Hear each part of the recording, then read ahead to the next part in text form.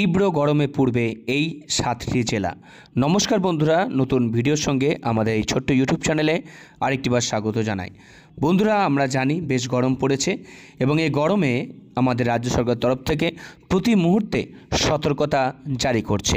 তো এই সতর্কতা নিয়ে আজকের এই নতুন ভিডিও দেখে নিই যে আজকের ভিডিওতে কী সতর্কতা বা কোন কোন জেলা বিশেষভাবে তারা তীব্র তাপে পুড়বে।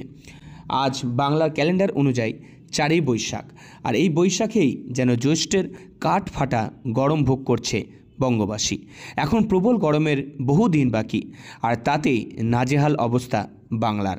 এর মধ্যে কালবৈশাখী বা বৃষ্টির কোনো ঠান্ডা আরামদায়ক পূর্বাভাসও শোনা যাচ্ছে না, ফলে ভোগান্তি রয়েছে এখনও অনেক বাকি।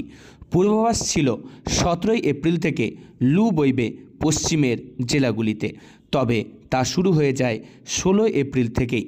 জানা যাচ্ছে আগামী শনিবার পর্যন্ত তাপপ্রবাহের পরিস্থিতি বজায় থাকবে এই 7টি জেলায়। কোন কোন জেলায় দেখে নিই।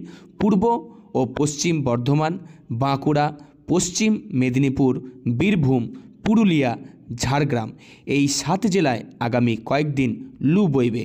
একই সাথে তাপমাত্রা থাকবে 40 ডিগ্রি।